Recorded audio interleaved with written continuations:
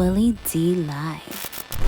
I want to call it warehouse living centers, the WLC, right?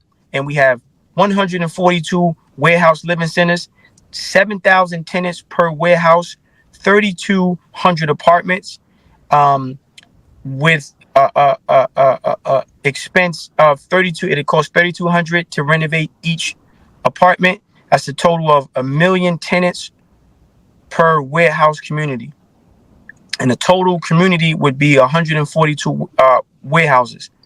That's 1.4 billion for all that. So we can house 1,000,000 people for 1.4 billion.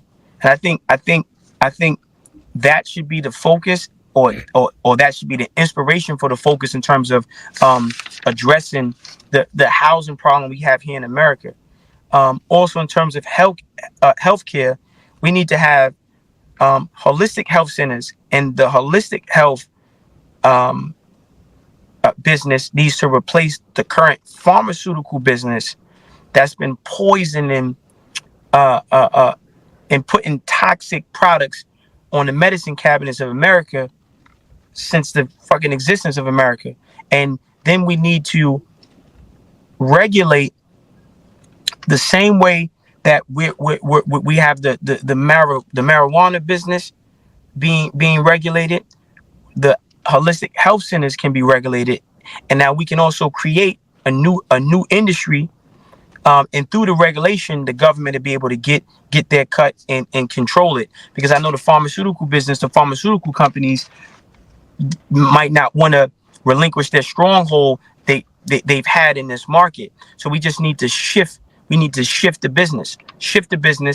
And if they don't want to relinquish their power, well, they need to change how they're producing their products in a more of a holistic way.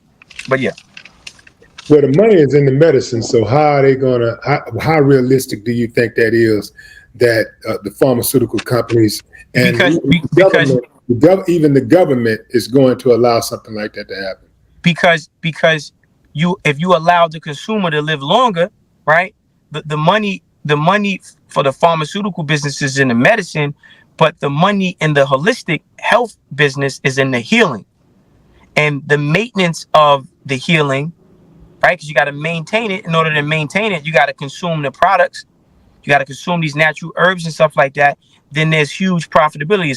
It's more of an upside to have a consumer living longer, and there's no age limit.